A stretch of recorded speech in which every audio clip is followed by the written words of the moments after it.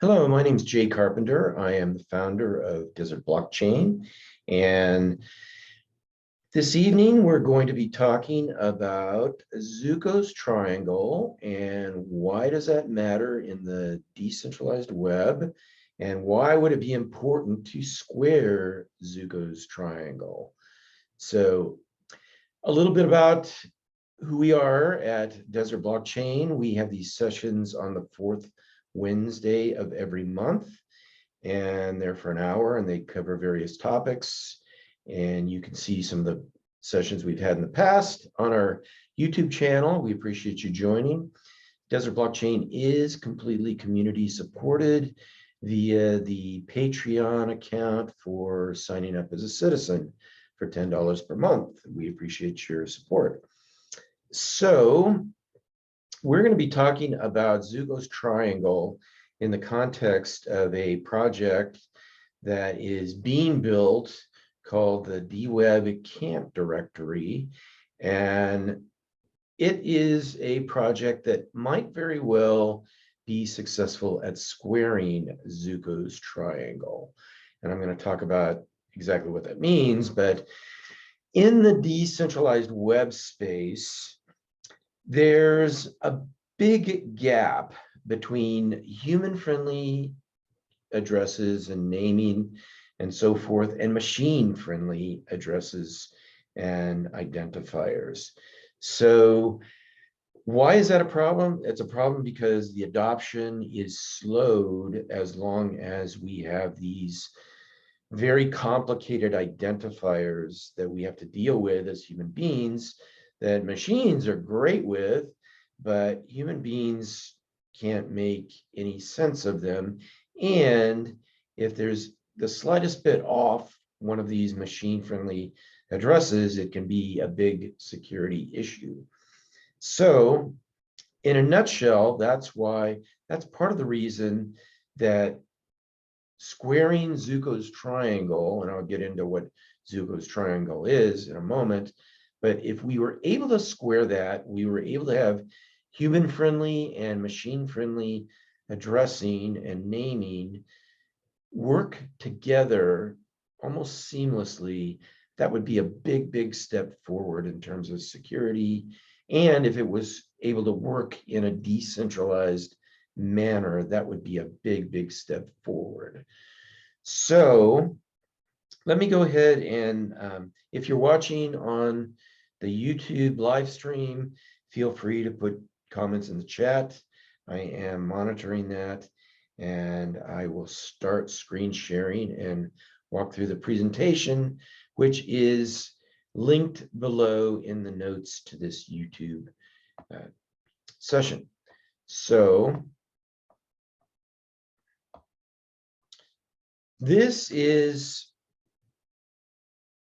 a depiction of, on the left, we have Zooko's triangle, and this was postulated in 2001 by Zooko Wilcox. And I'm going to show you his original write-up or post about this. But basically, he said you can have two of three things in the decentralized web. You can have human meaningful naming, and it can be secure, but not decentralized, or you can have human meaningful naming and it's decentralized, but it's not secure, or you can have secure, decentralized constructs, but not human meaningful naming. And we'll kind of talk about that a little bit. And so there's an event coming up August 24th through the 28th, about 3 hours north of San Francisco, called DWeb Camp 2022. In the middle, you see a map of the camp, and we are creating a directory on a separate website from dwebcamp.org. This is dwebcamp.directory, and this is an experiment in multiple dimensions. But one of those dimensions is, can we create a platform where you have human-friendly naming, machine-friendly naming and addressing that's both decentralized and secure. So that's the essence of what we're going to be talking about this evening. And why does this matter? We talked about that just a little bit. And we're talking now about what is Zooko's triangle. Why hasn't this nut been cracked? Why hasn't this problem been solved? Because this is a huge, huge problem. A lot of really, really smart people have been working for years to come up with a mechanism or a scheme that can have human-friendly addressing, be decentralized, and be secure at the same time. And effectively, it hasn't happened. And I'm going to show one example that recently hit kind of a stopping point, or at least a big slowdown, let's say. And then we'll talk a little bit about, well, how could we square Zooko's triangle, and then what's next? And if we were able to do this, what would be the benefits of that? So this is a depiction of the DWeb Camp directory logo, and it just highlights that part of the intention of this platform, this experiment, this innovation is to indeed square Zooko's triangle and get human-friendly and machine-friendly addressing to work together in a decentralized and secure environment. So here is Zooko Wilcox's original write-up about this, and you can read through this at your leisure. But he talks about why this is sort of a fundamental axiom, if you will, that he had observed, and why it doesn't work, and some attempts that can lead you down a road with a dead end to it, a couple of ways to fall into a trap. And at the end, he says, hey, I'm not sure this is really true, but I would like the community to kind of play with it, poke at it, and see what you can come up with. Well, here is a little bit more discussion about that and some of the reasons this is important. And you can see that down in the solutions, a fellow named Aaron Schwartz came up with an approach that at least he deemed was a squaring of Zooko's triangle. And this is the post from Aaron Schwartz. And again, you can read through this. This is a bit technical, and read through it yourself, see what you think. But certainly Aaron Schwartz, who's no longer with us, was considered one of the real prodigies and leaders in the decentralized space. So take a look at that.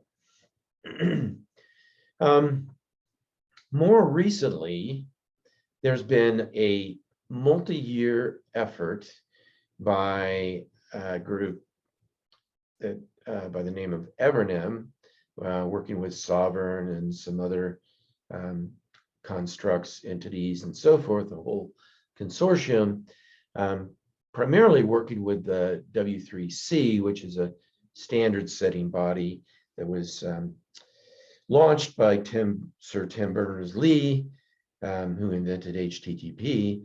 But anyway, this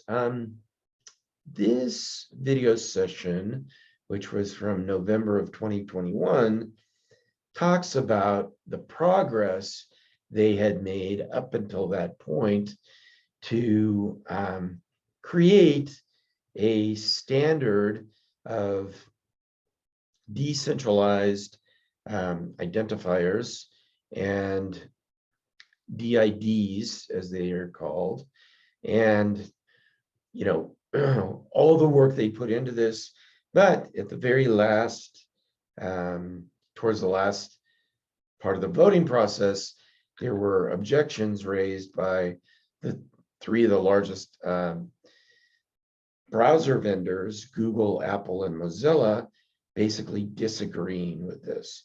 So if you care to watch this session, about 55 minutes and 13 seconds into it, to 59 minutes and 20 seconds, you'll hear them talk about Zooko's triangle, why they chose to not make these identifiers particularly human-friendly, and then some of the other dimensions that they adopted in crafting the standard for the decentralized identifiers, DIDs.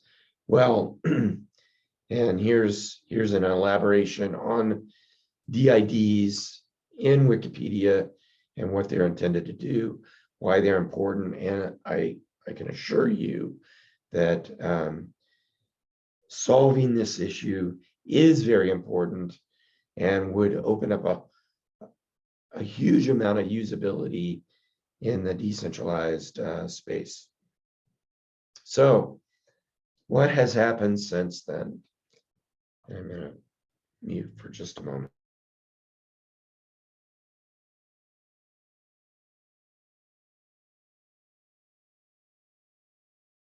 Well, and this is a fairly recent development.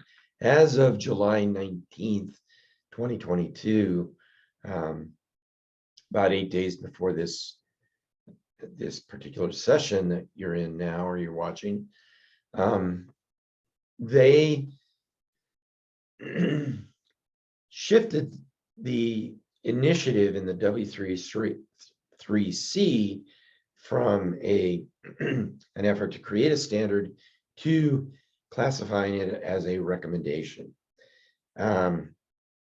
So I haven't followed this initiative that closely, but this latest development, along with the session that I just pointed out, in my mind, puts a lot of headwind towards launching, having adoption of decentralized identifiers. And if you take a look at what does a decentralized identifier look like, here's an example: DID, colon, double brackets, method, and then another colon, and then a string of numbers and digits and so forth. Not really human friendly. And they, again, it's my understanding that they tried to create constructs that would add a human friendliness to these DIDs and, you know, give it a more human usable form, or paired with a more human friendly naming scheme and so forth. But basically this is very much in the triangle that Zooko Wilcox laid out, which is that, you know, yes, maybe it's decentralized, yes, maybe it's secure, but is it human friendly? I don't think so. So here's a little something that I've looked at in the past, and it's called Gödel's theorem, and it's the incompleteness theorem. So for all of you that think that math is complete, and if you have something within the mathematical constructs that's true, then surely you can prove it. Well, this particular incompleteness theorem laid out that you can have something that's true, but it might not be provable.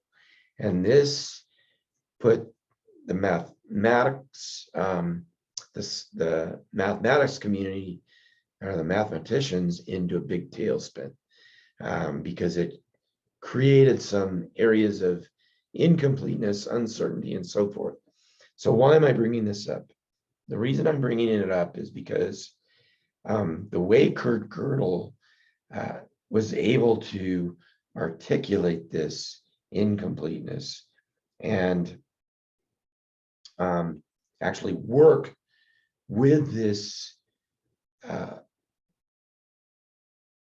this new realm of mathematics is he created something outside the realm of mathematics that allowed him to work with this incompleteness and so forth.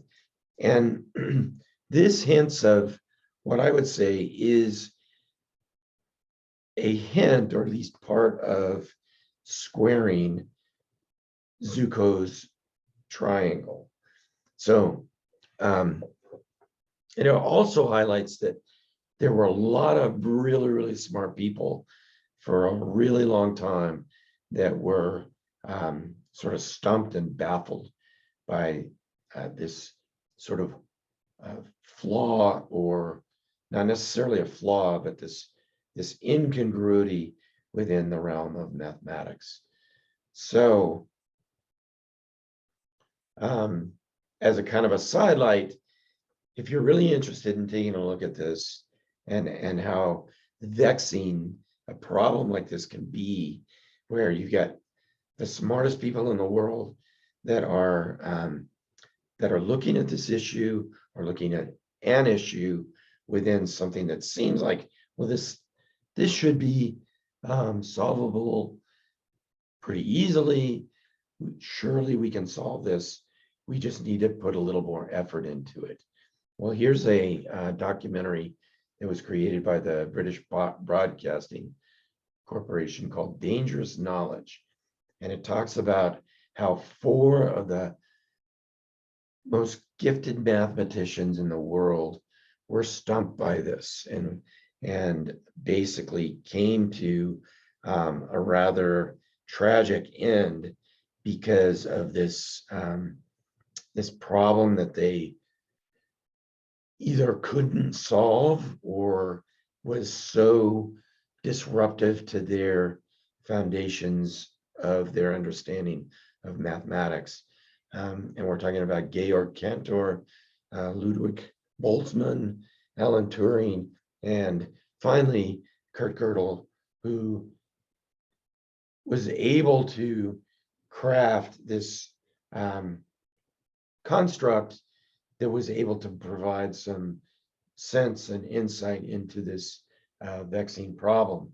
And it's very much like Zooko's triangle and the problem that decentralized identity has faced, and many very smart people have tried to provide solutions to decentralized identity that was human friendly, or at least human usable, secure, and still decentralized. So this is just an example of how it's sometimes takes a radically different view or approach, where you have to step outside of the boundaries of the realm that you're grappling with, and all of a sudden the solution, or at least an understanding of the nature of the problem, will be forthcoming. So part of the solution set, in my view, in order to keep things decentralized in the realm that I'm going to suggest is a viable path forward, is how do you settle dispute resolution, or how do you settle disputes in a decentralized way? If 2 or more people are contesting a particular human-friendly address that maybe spells something that's really valuable, how are you going to solve that in a decentralized way without going to court and so forth? Well, for one thing, there has to be a market mechanism. Number two, in my view, you have to apply the tenets of what Professor Ronald Coase laid out in solving disputes in a decentralized way around radio spectrum. And in the late 50s, Professor Coase wrote a paper to the Federal Communications Commission that laid out an approach, a very novel approach to settling radio spectrum disputes, and it's called Coase theorem. And he was awarded the Nobel Prize in economics for that in 1991. So you can read about that. And actually, the session we did on June 22nd, 2022, last month, we spent a lot of time talking about Coase theorem and how it could apply to dispute resolution in a decentralized construct. So number one is, back to Gödel's theorem, is I think to square Zooko's triangle, you need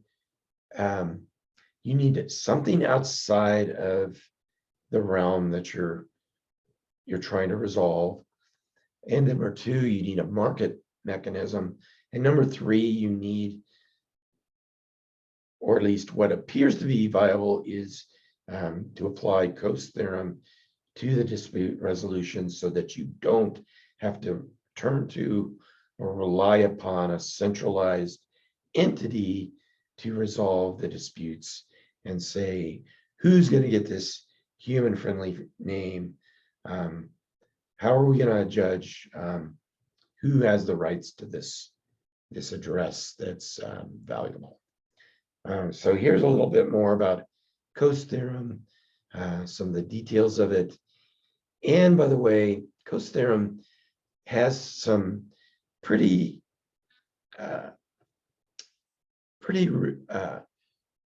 specific requirements for it to work. Transaction costs have to be low.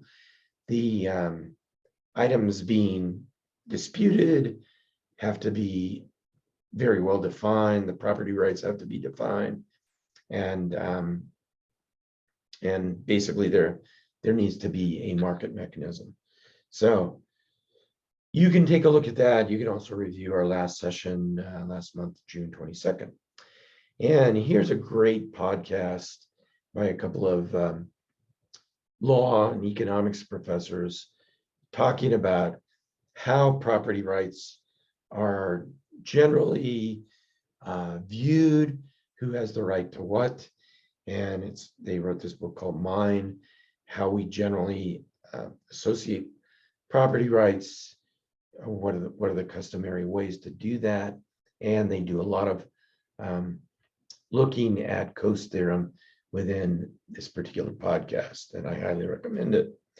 So here is one of my favorite talks of all time, which is Milton Friedman, who also won the Nobel Prize in economics, professor in economics at the University of Chicago. But basically in about 2 minutes, Milton Friedman does a fantastic job, and he did not actually write this, by the way. He basically is just giving his rendition of it, but it's called iPencil, and it talks about how that pencil could not be made by one particular person, that it relies upon the dimensions and dynamics of the marketplace in order to bring the resources together to create something as simple, cheap, and common and everyday as a pencil. And this, I think, is a really important part about the strength and necessity of markets in decentralization, along with Coase theorem, along with some of the directions of Gödel's theorem. All these come into play, in my view, for a squaring of Zooko's triangle. So Here's a little something that I wrote years ago in a similar uh, quandary, conundrum, if you will, that the telecommunications industry was going through, which is called the end user identity paradox. And you can find this, a link to this in this presentation, and you can go through it. But basically, it highlights some of the key points that we just went over. One, you need a marketplace. Two, you need a way for parties to come together and resolve their disputes. And three, you need some way for these addresses, and in this case it was telephone numbers, but not all telephone numbers are the same. And you need a way for them to gravitate through some of these processes to the highest and best user. And this presentation also talks about the self-referential quandary that happens in the telephone numbering realm. And this touches upon one of the pitfalls, in my view, of the approach to DIDs and other decentralized identity, which is attestation. In my view, attestation will not solve many of the fundamental issues of decentralized identity, as well as what I know about Web of Trust, which also relies upon some attestation. I think that you have to have a basically a contest, if you will, that's solved through the marketplace, that's solved through Coase theorem, that also incorporates a duality of the addresses that I'll talk about in a minute, which is both human friendly as well as machine friendly.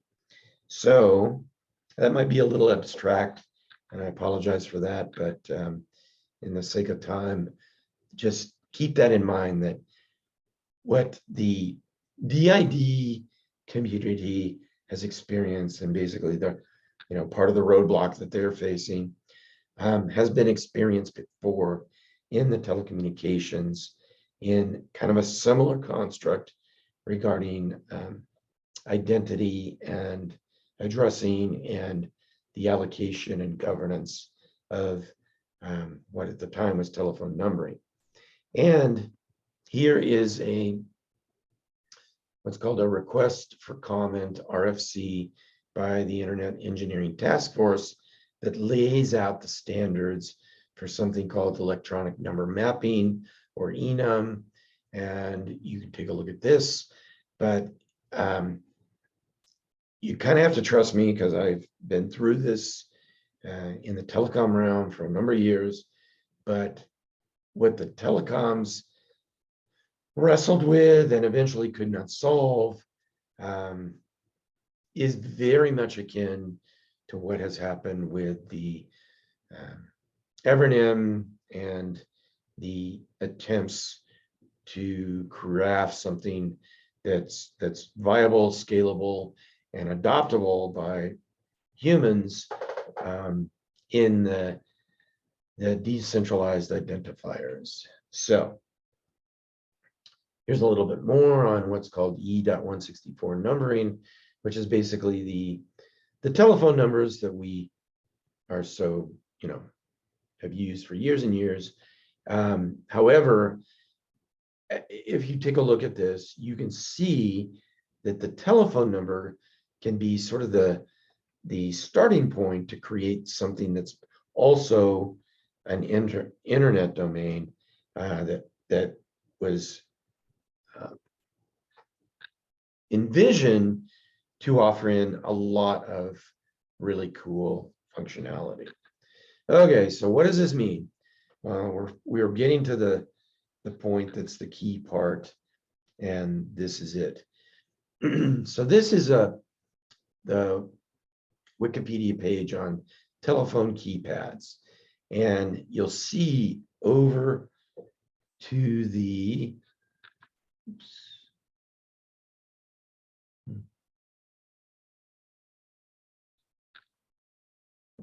looks like we lost our live stream on YouTube. But you'll see over to the right that in telephone numbering, you have both machine friendly in terms of the numbers and human friendly in terms of the letters, such that you can create an address that's simultaneously machine friendly and human friendly. And that is the key, in my view, to squaring Zooko's triangle. Having one address that can be interpreted by the human user as either a numeric or a mnemonic. And that is something we will be experimenting with in this construct, which is dwebcamp directory. And you can see that, yes, we have an internet domain, which is dwebcamp.directory, but we're also incorporating this, we call it an open line, which is a toll-free telephone number that spells 1-866-DWebCamp. So this is still in its infancy, and you have to keep in mind that this is under development. But fortunately, the organizers of DWebCamp have consented to experimenting with this platform, and it offers some opportunities in a number of ways to explore decentralized identity, the possible squaring of Zooko's triangle, and some other really, I think, interesting opportunities for the DWeb community. So this is my professional profile. Feel free to look me up on LinkedIn, which is down at the bottom of this slide. And here is my contact information. So that is basically the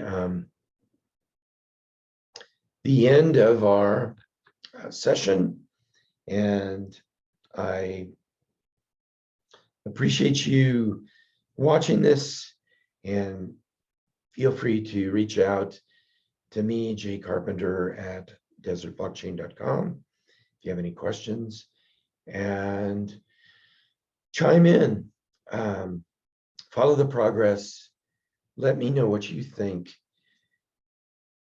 But I think we have a really strong opportunity to create something that is groundbreaking, that can get us to the next level of adaptability, human-friendly interactions with our decentralized constructs, so that we're not having to wrestle with these machine-friendly addresses that work very well with computers, but make it very difficult for the humans to really explore and leverage the promise of decentralization. So in terms of upcoming events, we will have a Saturday session open house at DWebCamp, and you've got an image of the space where we have DWebCamp, Desert Blockchain Camp. And that will be on Saturday, August the 13th from 11 a.m. to 2 p.m. And then on August the 24th, we'll have another hour-long session, which will be our monthly session. And we're planning to stream that from the webcamp itself. So thank you for your time and attention. I appreciate your interest in this. I know this is kind of a rather technical, esoteric approach to human-friendly naming and machine-friendly naming in the decentralized web space. However, I am very optimistic that we have an opportunity to really create some powerful breakthroughs here. So I will stop the live stream and stop the recording.